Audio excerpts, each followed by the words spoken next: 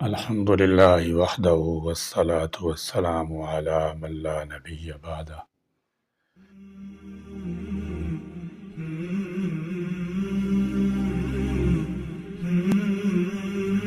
افواہیں رائے کو پہاڑ بنا کر معاشرے کی بنیادوں کو ہلا کر رکھ دیتی ہیں۔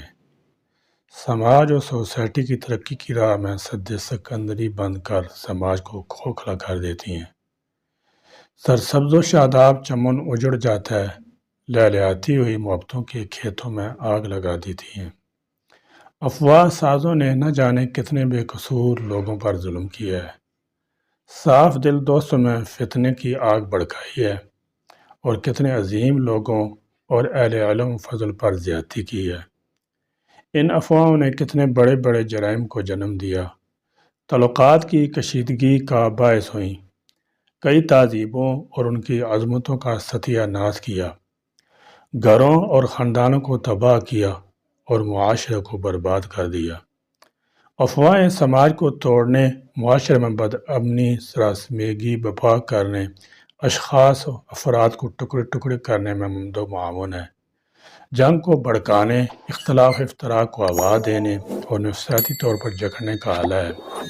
افواہوں کو ہوا دینے اور عام کرنے والے نفسیاتی مریض، ملعون فطرت، کم ہمت، کج فکر، بے راہ، بے مروت اور دینی اعتبار سے نہایت لاغر کمزور لوگ ہوتے ہیں۔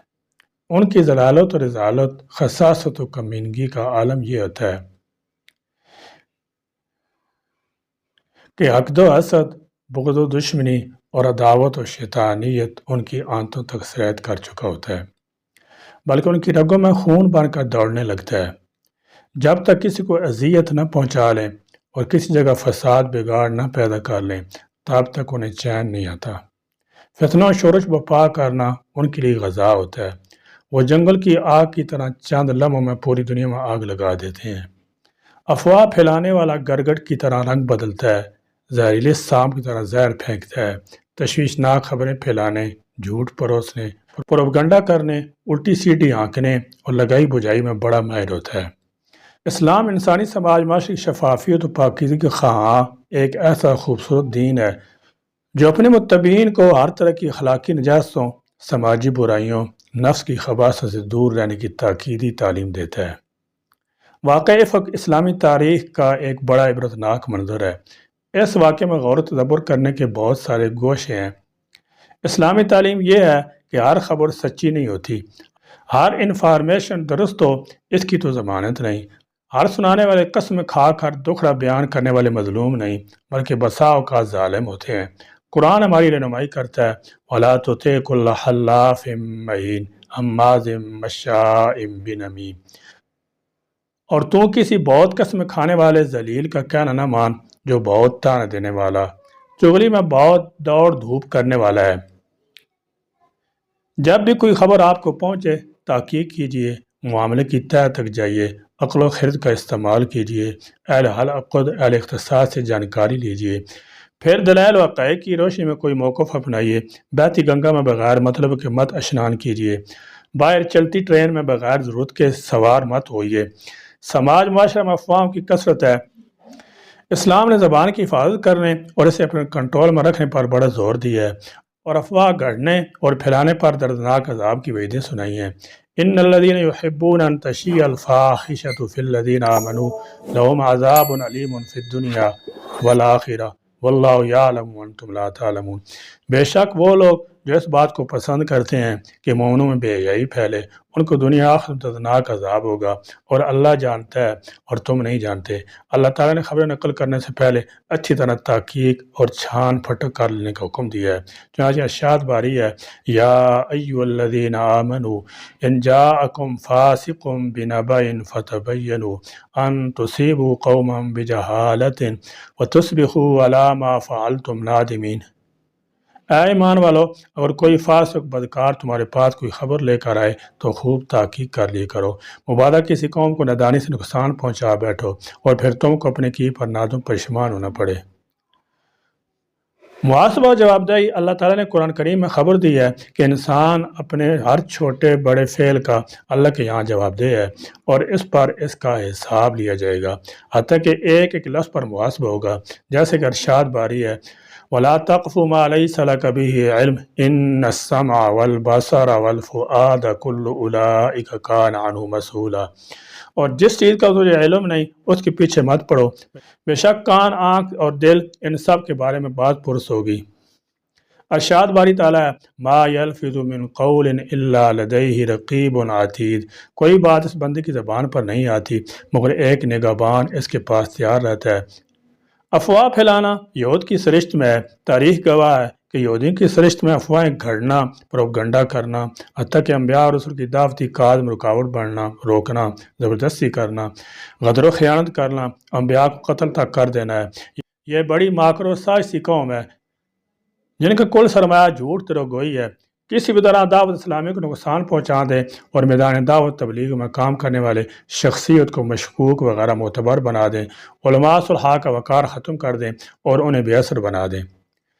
جب انبیاء اور رسول کو انہوں نے نہیں بخشا، وہ بھی ان کی افترا پردازیوں کا شکار ہونے سے نہ بچ سکے، تو وہ وارثین انبیاء کیسے بچ سکتے ہیں؟ انبیاء اور رسول کی نبوت اور رسالت کے خلاف انہوں نے کبھی کھلے عام اور کبھی در پردہ کارستانیاں کی، جنہیں اللہ تعالیٰ نے محض ایک ہی جملے میں ادا کرتے ہوئے فرمایا ہے فَفَرِيقًا كَذَّبْتُمْ وَفَرِيقًا تَقْتُلُونَ، تم نے بعض انبیاء کو تو جھٹلا دیا اور بعض کو قتل بھی کر ڈالا۔ اور عیسیٰ علیہ السلام اور ان کی والدہ صدیقہ حضرت مریم علیہ السلام کے خلاف حرزہ سرائی اور بد زبانی کی اور افواہیں پھیلا کر ان کی کردار کشی کرنے کی کوشش کی۔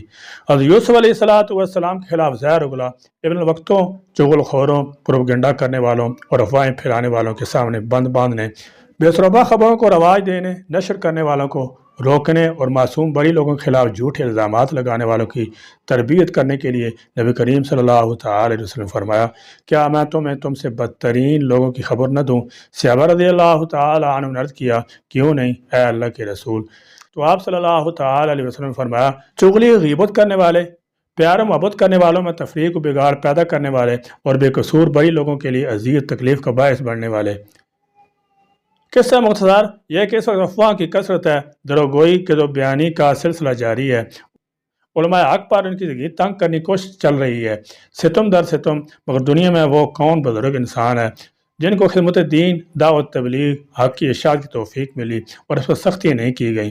تاریخ کے اوراق الٹے جائیں تو از آدم تا این آدم ہمیں لاتعداد انبیاء، اولیاء، ریفارمرز، مجددین، صلحاء نظر آئیں گے جو حق کی اشاعت کے لیے اٹھے، دعوت تبلیغ اصلاح امت کے لیے کھڑے ہوئے۔ نادان اہل دنیا اور جہل و جڑ گنواروں نے ان کی مخالفت کی، انہیں گوناگون تکلیفیں دیں، افواہیں پھیلائیں، جھوٹ کذب کا جال بچھایا، عداوت محاسمت کا زہر یہاں تک پھیلایا کہ ان پر گزیدہ ہستیوں کو قتل و ہلاک کرنے سے بھی دریغ نہ کیے گیا۔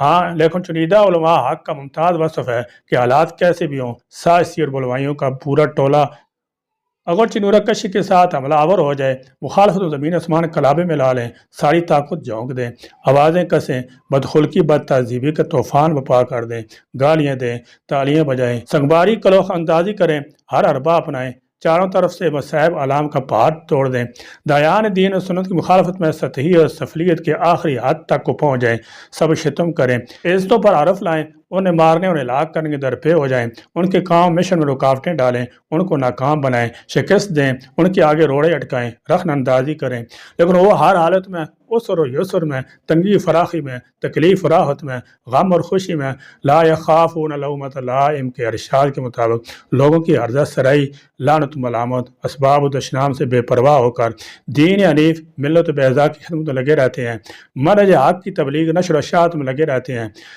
وہ سموم و سر کے جھونکوں کو جنت الفردوس کی روح افزا ہوا سمجھتے ہیں، وہ رگوں کو یخ کرنے والی سرد آندھیوں کو بہشت کی روح پرور صبا سمجھ کر جو ڈیوٹی اور ذمہ داری اسلام نے ان پر فرض کی ہے اسے بحسن خوبی ادا کرتے رہتے ہیں۔ اور ہاں تلخی ایام ابھی اور بڑھے گی، ہاں اہل ستم مشرق ستم کرتے رہیں گے، ایک طرز تغافل ہے سو وہ ان کو مبارک، ایک عرض تمنا ہے سو ہم کرتے رہیں گے۔ اور جارحانہ شرارتوں کا جواب علماء حق ہمیشہ صبر و شکیب سے دیتے آئے ہیں۔ منتقمانہ جذبات کو برانگیختہ ہونے سے روکا ہے۔ طاقت و قوت کے باوجود اینٹ کا جواب پتھر سے دینے کی کوشش نہیں کرتے۔ وَأَن تَعْفُوا أَقْرَبُ لِلتَّقْوَىٰ کا اصول اپنایا۔ جو شخص دینی قومی خدمات کا بوجھ اپنے کندھوں پر اٹھائے ہوئے ہو، اسے ہر عدو خصیم کا مخالفت کا خندہ پیشانی خیر مقدم کرنا اور مسائل و مشکلات کو خوشی سے جھیلنا چاہیے۔ گھبرانا، مضطرب ہونا، چھچھورا پن دکھانا بزدلوں، کمینوں، رذیلوں اور ناقص الایمان لوگوں کا کام ہے۔ ہم تو وَلَا تُصَعِّرْ خَدَّكَ لِلنَّاسِ کے تحت عادات سے بے رخی نہ کریں گے اور خلق و محبت سے ان کے قلوب کو فتح کریں گے، بھلا جس کو رب سبحانہ و تعالیٰ نے اپنی توحید کی اشاعت، اپنی کتاب کی تبلیغ، اپنے دین کی حفاظت، اپنے رسول کی سنت کی احیاء کے لیے مقرر فرمایا، وہ ان پروپگنڈوں اور افواہوں سے کب خوف کھاتا ہے، سختیوں اور اذیتوں کو کب خاطر ملاتا ہے، ان خصیموں کی گالیاں، تالیاں، خشیت بازیاں اور سنگ اندازیاں کب اپنے مقصد سے روک سکتی ہیں۔ وہ تو اعداء کی دشمنی، مخالفوں کی عداوت، مخاصموں کی خصومت سے بے پرواہ ہو کر ادائے فرض میں لگے رہتے ہیں۔ جفا، ستم اور شور و غوغا سے علماء حق کبھی گھبراہٹ کا شکار نہیں ہوتے، اور جو افواہوں سے بچنا چاہیں ان کے لیے چند تدابیر یہ ہیں۔ نمبر 1، اسلامی تربیت کرنا اور اسلام کے جملہ احکام اوامر کا تعارف کرانا۔ بچپن ہی سے صحیح خطوط، شرعی ضوابط و قوانین پر بچوں کی ذہن سازی کرنا۔ لوگوں کو خوف الہی کے ذریعے تربیت نفس کی جائے اور انہیں مختلف معاملات کے بارے میں تحقیق و تفتیش اور بحث و تمہید کا خوگر بنایا جائے۔ کسی مسلمان کو یہ بات زیب نہیں دیتی کہ وہ کسی کے پیچھے تابع محمل بن کر لگ جائے، جیسے کہ رسول اللہ صلی اللہ تعالی علیہ وسلم نے فرمایا، آدمی کے اسلام کے اچھائیوں میں سے ایک اچھائی یہ بھی ہے کہ وہ لا یعنی چیزوں کو چھوڑ دے، بلکہ اسے چاہیے کہ تحقیق کرے، واقعی دلائل، براہین اور عملی شواہد کا مطالبہ کرے، تاکہ وہ مختلف بلال دلیل دعوے کرنے والوں کا راستہ بند کر سکیں گے۔ جو پس پردہ کام کرتے ہیں، تمام چھوٹی کچی سچی باتوں کو چباتے رہتے ہیں اور ہر غیرت مند احتساب کرنے والے اور مسلح شخص کے خلاف عرض سرائی اور زبان درازی کرتے رہتے ہیں۔ نمبر 2، عدل و انصاف کا تقاضا یہ ہے کہ ان دشمنان اسلام کے لانچ کیے ہوئے ویب سائٹ، پروگرام، ویڈیوز اور آڈیوز کے مشاہدے سے قطعی پرہیز کریں، ذرائع ابلاغ کے مضرات کو سمجھ کر انہیں ایکسپوز کریں۔ سوشل میڈیا کے ذریعے افواہوں کی جنگ جاری ساری ہے، انہیں روکنے کی سخت ضرورت ہے۔ نمبر 3، غلط صحبت سے بچنا اور افواہوں کا بازار گرم کرنے والوں، صحیح سالم ذہنوں کو بگاڑنے اور دماغ کو موف کرنے والے برے لوگوں سے دوری بنائے رکھیں۔ نمبر 4، ہمیں اپنے دین کی نسبت اپنی ذمہ داری سنبھالنی چاہیے کہ علم سیکھیں، سکھلائیں اور دعوت اصلاح کا کام کریں۔ آج دنیا اسلام اور مسلمانوں کی اصل صورت کو دیکھنے اور حقیقی شکل کو سمجھنے کی کتنی ضرورت مند ہے۔ موجودہ دور کے عالمی ذرائع کو چاہیے کہ وہ اس طرح سے اپنا بھرپور تعاون پیش کریں۔ اللہ تعالیٰ امت مسلمہ کو افواہوں کی جنگ سے بچائے، علماء حق کی حفاظت فرمائے، سماج معاشرہ میں تمام اسلامی تعلیمات و احکامات کو نافذ کرنے اور انہیں اپنے زندگی میں لاگو کرنے کی توفیق عطا فرمائے۔ آمین۔ وآخر دعوانا الحمدللہ رب العالمین۔